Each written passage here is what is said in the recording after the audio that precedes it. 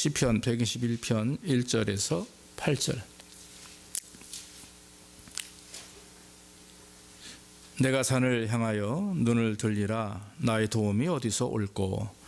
나의 도움이 천지를 지으신 여호와에게서로다. 여호와께서 너로 실족지 않게 하시며 너를 지키시는 자가 졸지 아니하시리로다. 이스라엘을 지키시는 자는 졸지도 아니하고 주무시지도 아니하시리로다. 여호와는 너를 지키시는 자라. 여호와께서 내 우편에서 내 그늘이 되시나니 낮에 해가 너를 상치 아니하며 밤에 달도 너를 해치 아니하리로다. 여호와께서 너를 지켜 모든 환난을 면케 하시며 또 내 영혼을 지키시리로다. 여호와께서 너의 출입을 지금부터 영원까지 지키시리로다. 아멘. 아멘. 오늘은 본문의 말씀을 가지고 우리를 도우시는 하나님, 이런 제목으로 말씀을 드립니다. 여러분들 저희 집에 오신 분들을 되게 기억하실는지 모르겠습니다. 저희 집 이제 문으로 이렇게 문 앞에 보면 들어오는 입구 오른쪽에 단풍나무가 한 그루가 있습니다. 이 나무가 이제 뭐 빨갛게 변했다가 또 이제 녹색이었다 이렇게 자주 변하는데, 근데 이제 재밌는 거는 그 나무 꼭대기쯤에 항상 새 집이 있습니다. 매년 새 집이 이렇게 하나씩 생깁니다. 또 이번엔 보니까 이제 거의 없어졌더라고요. 근데 또 봄철이 되거나 이러면 또 새 집이 생기게 되죠.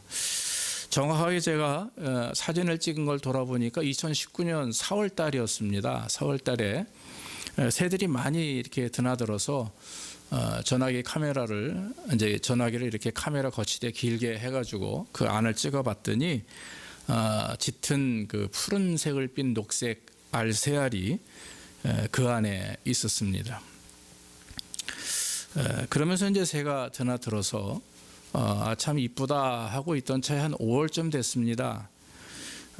그 안을 다시 봤더니만 그 이제 알이 부화해서 알을 깨고 새끼들이 나와서 입을 크게 벌리고 세 마리의 이제 새끼가 동그랗게 모여서 이제 어미들이 묻어라주는 그 먹이를 먹기 위해서 입을 크게 벌리고 이렇게 서 있는 모습, 하늘을 쳐다보고 있는 모습을 보게 됩니다. 또 제가 그 사진으로 찍어놨습니다. 얼마나 이쁜지 모릅니다. 근데 사실 그 1년 전에 2018년도에도 이제 새 집이 하나 있었는데 그 새 집은 그 높은 곳에 있지 않았고 그 밑둥 제 한 가슴 높이 정도에 이렇게 나무가 이제 본 줄기에서 둘로 갈라지는 그 가운데 부분에 새 집을 하나 이제 지어 놓은 거죠. 근데 그 안에는 정말 짙은 연두색 그 녹색 알이 3개가 거기에 있었습니다. 근데 저희 가족이 보면서 너무 이뻐했죠. 그래서 제가 그 밑에다가 혹시나 이제 고양이들이 와가지고 먹을까봐 이제 나무를 이렇게 자르고 나면 그 가지들을 잔뜩 이렇게 접근을 못하게 쌓아놨습니다. 그런데 한 뭐 얼마 지나지 않아서 한 뭐 일주일쯤 있었나요? 뭐 일주일도 안 된 사이에 보니까 알이 다 없어진 겁니다. 밑을 보니까 알 껍데기가 있는 걸 봤죠. 아마 지나가는 고양이가 그걸 보고 그걸 다 먹어 치우지 않았나 생각이 됩니다. 되게 마음이 허전하고 좀 안 된 생각이 들었습니다. 그런데 다행스럽게 그 다음 해 2019년도에는 그 새들도 지혜가 있나 봐요. 높은 자리에 새 집을 짓고 또 안전하게 알이 부화돼서 새끼 3마리를 이렇게 제가 보았죠.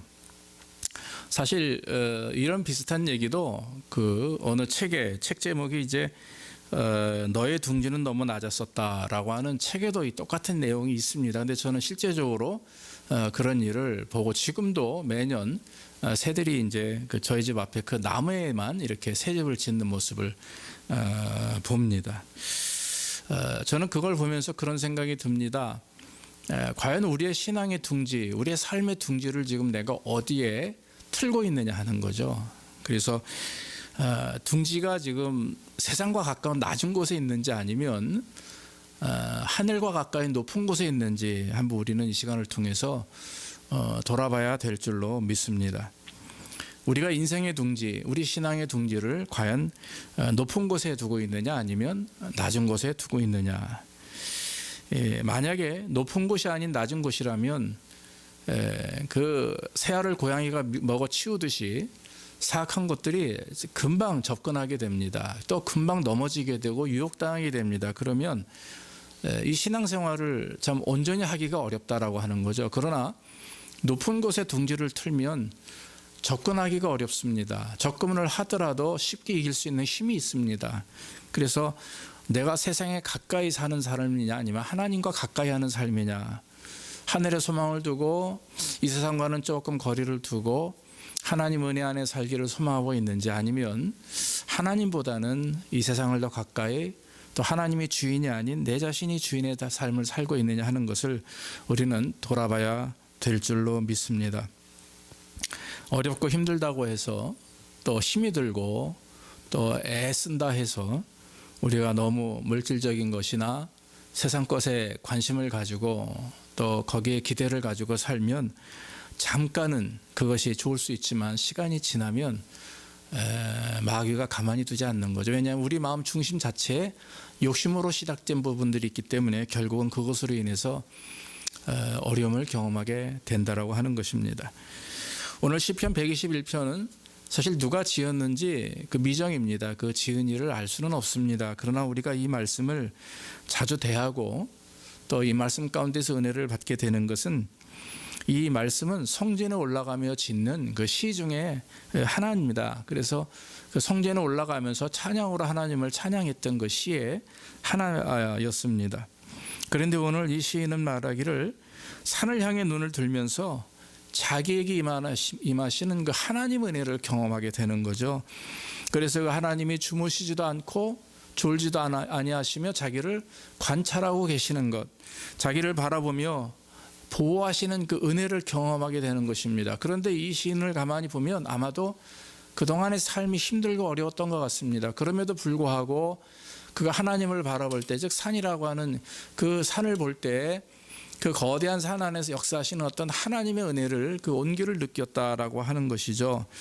그러면서 그 살아계신 하나님, 졸지도 않고 주무시지도 아니하시며 그렇게 자기의 평생을 주장하시고 보호하시는 하나님을 경험하며 찬양하는 말씀이 오늘 기록이 되어 있는 것입니다. 그러므로 저는 오늘 이 말씀을 통해서 우리의 지금 둥지가 비록 낮다 할지라도 우리는 바꾸어서 다시 한번 하나님을 향해서, 도우시고 인도하시는 하나님을 향해서 마음을 바꾸고 높은 곳에 우리의 삶의 신앙의 둥지를 틀면 된다고 저는 믿습니다. 여러분, 오늘 본문의 말씀을 통해서 우리가 볼 수 있는 것은, 이 시편 기자는 우리의 도움은 절대로 세상에서 오지 않는다라고 하는 것을 우리에게 말씀하고 있습니다. 내가 산을 향하여 눈을 들리라, 나의 도움이 어디서 올꼬 그랬어요. 그러면서 천지를 지으신 하나님께로부터 온다라고 이렇게 고백을 합니다. 이 사람은 오늘 산을 향하여 눈을 들었다 했어요. 성경에 나타나는 산이라고 하는 그 상징적인 개념은 성산을 말합니다. 시온산을 말하고 또 성전을 의미하기도 하고, 또 나아가서 하나님의 인도하심과 보호하심, 하나님의 능력을 우리에게 주시는 그런 것들을 상징적으로 표현을 합니다. 그런데 오늘 저는 이 말씀을 통해서 좀 바꾸어서 오늘 내가 산을 향하여 눈을 든다라고 하는 말씀 안에서 모든 많은 사람들이, 신앙인들이 정말 우리가 집중해야 되고 바라봐야 될 것은 거룩하신 하나님의 은혜가 하나님이신데, 우리는 종종 눈에 보이는 것들로 볼 수가 있죠. 그건 뭡니까? 바로 이 세상을 향하여 바라본다라고 하는 것입니다. 하나님의 은혜와 능력을 보는 것이 아니라 눈에 보이는 것들, 눈에 보이는 성공, 눈에 보이는 물질, 눈에 보이는 어떤 잘됨과 부요함, 풍요로움, 이런 것을 보면서 우리에게 도움을 주시는 분은 그 산 뒤에서 역사하시는 하나님의 은혜가 아닌 눈에 보이는 산과 같은 그런 모습들을 보면서 이 세상에서 우리는 부귀영화라든지 명예라든지 권력이라든지 풍요로움, 또 자녀의 잘됨, 성공, 이런 것들을 바라보며 그것을 통해 우리에게 도움이 된다, 그것이 나에게 기쁨이 된다, 만족이 된다라는 것으로 살아간다라고 하는 것입니다. 그러면 여러분, 저는 이 말씀을 통해서 과연 우리의 현재 모습이 어떤가 한번 돌아보기를 원합니다. 여러분, 우리가 아내된 자들이 남편의 신앙을 걱정하고 기도하는 것보다 오히려 남편의 사업이 잘 되고 남편이 돈을 많이 벌어오기를, 또 남편이 건강하기를 바라는 마음 당연히 있죠. 그러나 그거보다도 우선순위는 뭐냐면 바로 남편이 하나님과 얼마나 친밀하냐가 더 중요한 일입니다. 우리가 자녀들을 위해서 열심히 가르치고 또 정말 없는 가운데서도 또 돈을 투자해서 아이들을 가르치고 애를 써도 정말 중요한 것은 그 아이들이 이 세상에서 성공하는 것보다 하나님 앞에 온전한 자로 성장하는 것. 그런데 하나님 앞에 온전하게 성장하면 하나님이 부어주신 은혜가 있기에 그 아이들은 그것을 금방 알게 됩니다. 그래서 결국엔 그 아이들 자체가 부모를 떠나서도, 혹시 나중에 부모님이 소천하셔도 나름대로 믿음으로 혼자 잘 인생을 살아갈 수가 있다라고 하는 거죠. 이제 그 힘은 어디에서 오느냐? 하나님께로부터 오는 것인데, 하나님께로부터 오는 그 은혜를 경험하기 위해서는 하나님을 잘 섬기는 자녀가 되어야 된다라고 하는 거죠. 그래서 우리 가장된 우리들이, 부모된 우리들이, 또 정말 우리의 자녀들, 우리의 가정이, 또 우리의 남편과 아내가 하나님 은혜 안에서 하나가 되는 믿음의 가정으로 세워지는 것이 가장 우선이라고 하는 것이죠. 그것이 우선되면 하나님은 어떻게 하십니까? 이 모든 것을 너희에게 더해 주시리라. 할렐루야. 거기에 물질의 은혜도 주시고 건강의 은혜도 주시고 더 귀중한 지혜와 충만의 은혜를 허락해 주신다라고 하는 것입니다. 그러므로 여러분, 우리의 눈이 지금 어디 있느냐 이거예요. 하나님을 향하여 그 눈이 하나님을 향하여 있느냐, 아니면 눈에 보이는 세상적인 그런 관심이나 만족을 위한 곳에 우리의 눈이 집중되어 있느냐, 한번 우리 자신을 돌아보기를 주의 이름으로 축원합니다. 하나님은 분명히 하나님을 향하여 부르짖는 자에게 은혜를 주십니다. 그러나 세상을 의지하는 자들에게는 하나님이 뭐라고 말씀하시냐면 화 있을진저 이렇게 말씀하셨어요. 그 화가 뭡니까? 나중에 당하는 큰 징벌입니다. 심판입니다. 호세아서 7장 10절 이후에 보면은 거기에 하나님께서 이렇게 말씀하십니다. 에브라임은 어리석은 비둘기같이 지혜가 없어서 애굽을 향하여 부르짖으며 아수르로 가는도다. 그렇게 얘기하고 있어요. 자, 에브라임이 화 있을진저 이렇게 말씀하시는데 그 이유는 하나님이 아닌 애굽을 향하여, 애굽을 의지했다라고 하는 건지, 그 애굽이 뭡니까? 바로 애굽하면 상징적으로 강한 힘을 말합니다. 군사력, 또 강성함, 그런 여러 가지 병기들, 뭐 이런 것들을 말하는 거죠. 그러니까 애굽의 말과 병기, 군사력을 의지하고 오히려 하나님을 의지하지 않았다라고 하는 것입니다. 그것은 세상을 의지한 것을 말하는 것이죠. 사랑하는 여러분, 우리가 하나님을 의지해야 되는 하나님의 백성들임에도 불구하고 우리가 하나님을 의지하지 않고 세상을 의지한다, 물질을 의지한다, 아니면 지식과 아니면 세상적인 어떤 명예와 뭐 힘을 의지한다 하면 그것은 결론은 뭡니까? 화 있을진저. 그것은 아니라고 하는 것이죠. 그것은 결국 우리가 뻔히 추측할 수 있는 일입니다. 그러므로 우리가 하나님의 말씀 가운데서 믿음으로 정말 살면서 세상의 성공보다도 하나님 안에서 온전한 성도로서의 모습을 갖추어 나가면 더불어 하나님 우리에게 주시는 축복은 당연히 세상에서 성공입니다. 세상에서 온전케 되고 거룩해 되어서 정말 많은 사람들이 그 앞에 무릎 꿇을 수 있는 그런 자로 하나님이 세워주신다라고 하는 것입니다. 그러므로 여러분 다시 한번 돌아봅시다. 지금 우리의 신앙의 둥지, 우리의 삶의 인생의 둥지를 내가 지금 어느 정도 높이에 두고 있느냐, 이 세상과 가까이 낮은 곳에 틀고 있는지, 아니면 바꾸어서 높은 곳에 하나님과 가까이 있는 곳에 우리 인생의 둥지를 틀고 있는지 한번 돌아봅시다. 분명히 우리가 세상에 대하여 소망을 가지고 세상을 통해서 무엇인가 도움을 얻고자 한다면 그것은 하나님 앞에 온전한 모습이 아니라고 하는 사실입니다. 또 한 가지 오늘 시인은 이렇게 고백하죠. 우리의 도움은 오직 하나님이라고 하는 사실을 우리에게 알게 합니다. 성전에 오르며 시온산을 보게 되었고 시인은 그 시온산을 지으신 하나님의 위대하심과 전능하심을 깨닫게 된 것이죠. 시편 136편 25절에도 이렇게 말을 합니다. 모든 육체에게 식물을 주신 이에게 감사하라. 그 인자하심이 영원하심이로다. 하늘의 하나님께 감사하라. 그 인자하심이 영원하심이로다. 이렇게 말씀을 하고 있습니다. 여러분, 우리를 도우시는 분은 오직 하나님밖에 없습니다. 아무리 우리가 물질이 많아도, 우리가 아무리 건강해도 결국은 그 모든 것이 제한적이죠. 어느 정도 있다가도 없게 되고 잃어버리게 됩니다. 또 건강도 마찬가지입니다. 그러나 영원하신 하나님을 돕는 자로, 또 우리의 주권자로 인정하게 될 때 우리는 그 계속된 끊임없는 하나님의 보호하심과 인도하심 속에 살기에, 비록 우리의 육신은 쇠하고 우리가 혹시 물질이 있다가도 없더라도 우리의 마음이 흔들리지 않는 것이죠. 평안함과 기쁨 속에 계속해서 살 수가 있는 것입니다. 왜냐하면 저와 여러분들은 하나님이 직접 만드신 자들이에요. 우리는 하나님이 직접 빚으신 하나님의 피조물입니다. 그래서 만드신 분이 더 잘 알죠. 여러분, 우리가 어떤 물건을 만들면 그 물건에 문제가 생기면요, 그 만든 자들이 금방 알아요. 왜냐하면 자기가 만들었으니까, 자기가 고민하며 또 자기가 연구해서 만든 물건이니까. 하물며 하나님 우리를 말씀으로 만드셨고 우리를 지으셨는데, 우리가 아 하면 어디가 아픈지 어디가 괴로운지 다 아시는 분이 하나님이라고 하는 거죠. 그러므로 힘들고 어려울 때 우리가 세상을 의지하지 말고 하나님을 의지하게 되면 하나님이 우리의 음성만 들으셔도, 우리의 기도 소리만 들어도 하나님은 우리의 부족하고 연약한 부분들을 다 아시기에 채워주실 줄로 믿습니다.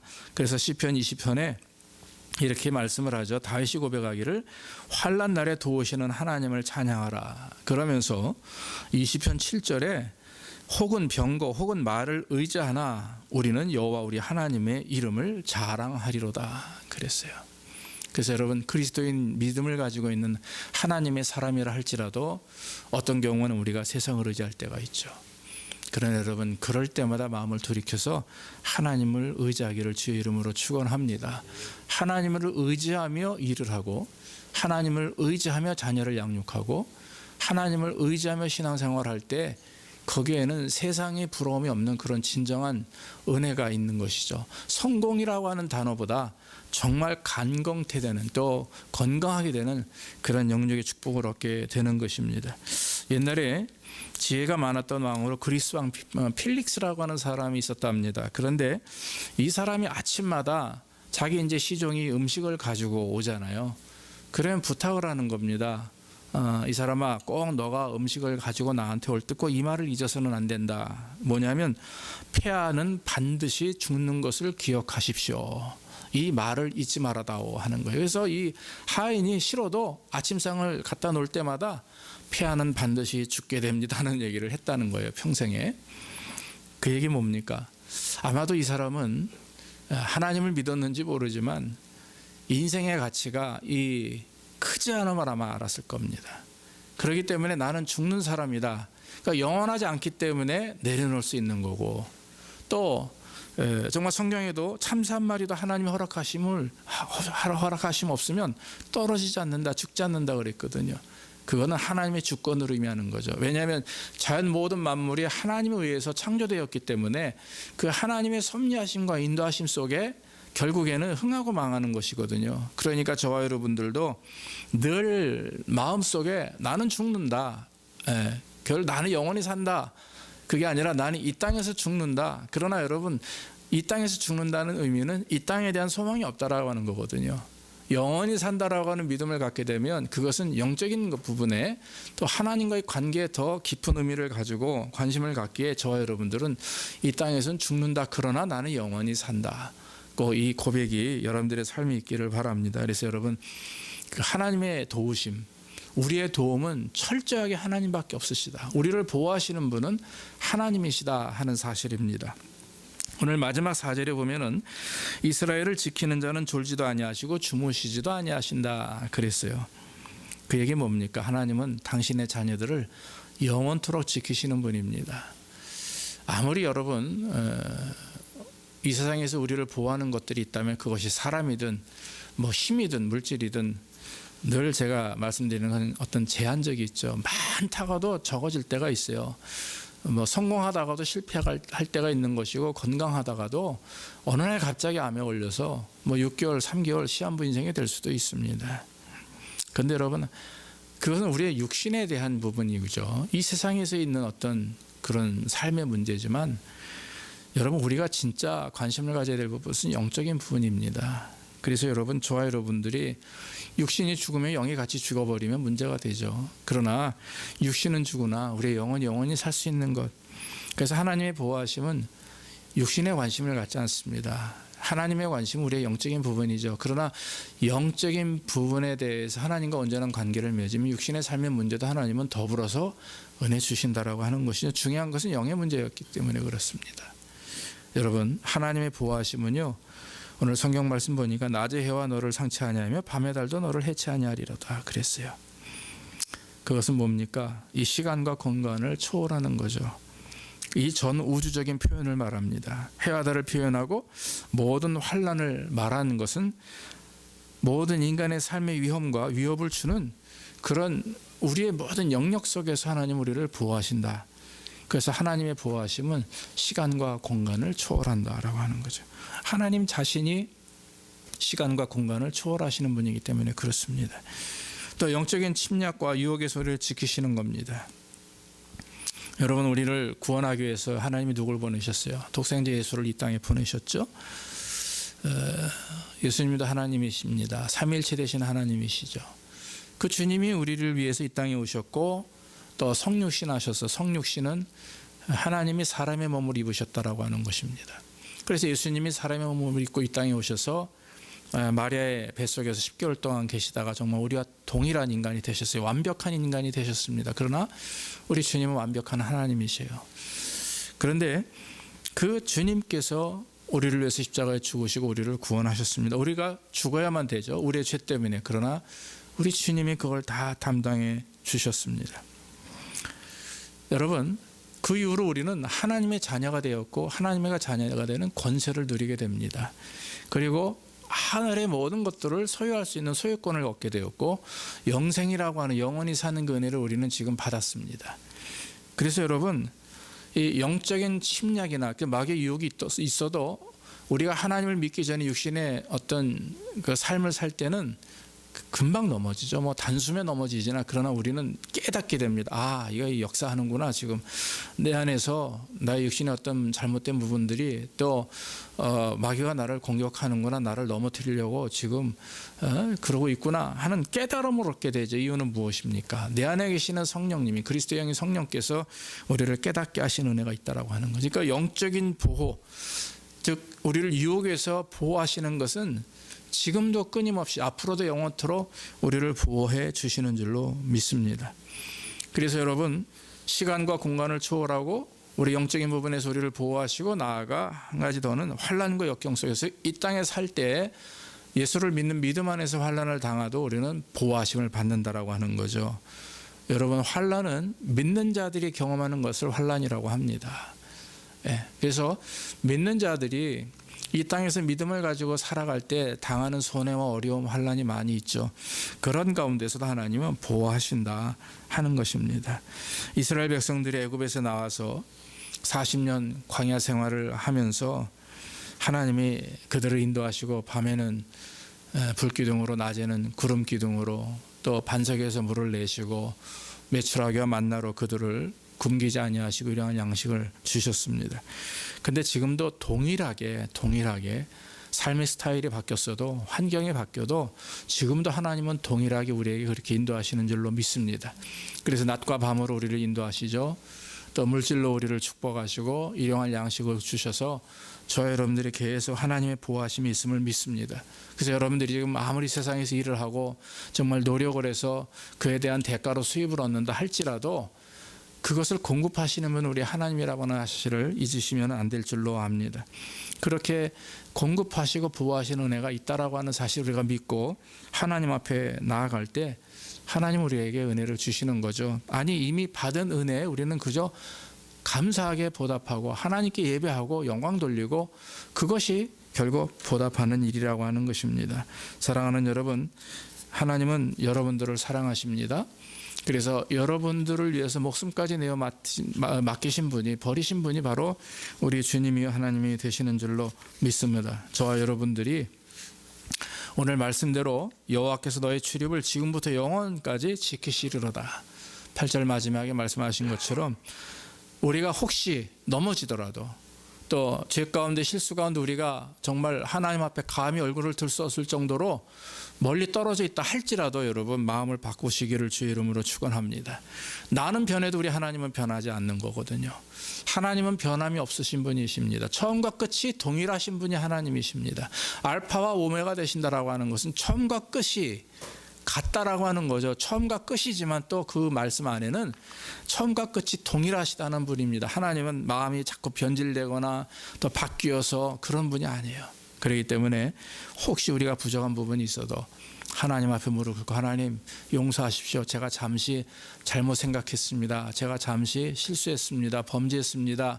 고백하며 하루하루를 매일 하나님께 가까이 가며 하나님을 의지하고 축복하시고 인도하시는 분이 하나님을 믿고 나아가면 하나님의 그 보호하심은 영원토록 변함이 없으실 것이고 우리가 혹시 환난과 어려움을 당하더라도 하나님의 은혜 안에서 승리하게 될 줄로 믿습니다.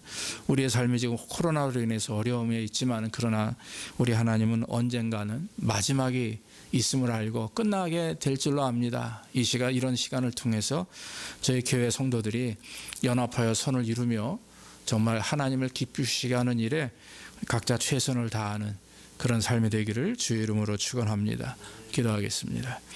아버지 하나님 감사합니다. 오늘도 우리를 도우시는 하나님 깨닫게 하시니 감사하고 하나님 우리의 둥지가 어디에 있는지 한번 돌아보게 하옵소서. 그래서 늘 우리가 하나님 세상에 기대하고 또 세상을 바라보는 삶이 아니라 우리를 영원히 도우시고 보호하시는 분은 하나님인 줄 깨닫게 하셔서 우리가 늘 높은 곳에 우리의 인생의 둥지, 신앙의 둥지를 틀게 하시고 낮은 곳을 보며 세상을 보는 것이 아니라 하나님을 바라보며 환난과 어려움과 여러 가지 문제를 이길 수 있는 그런 능력을 허락하시는 하나님을 의지할 수 있도록 도와주시옵소서. 오늘 사랑하는 성도들 팬데믹 가운데서도 하나님 의지하며 믿음으로 드립니다. 온라인으로 예배하는 가운데 가정에서 드리는 사랑하는 성도들 하나님 기뻐하시고 우리의 가정이 신실한 예배터가 되게 하시고 거룩한 성전 되게 하셔서 어디에 있든지 하나님으로 온전히 예배하는 귀한 성도들로 축복해 주시옵소서. 감사함이 예수님의 이름으로 기도하옵나이다. 아멘. 아멘.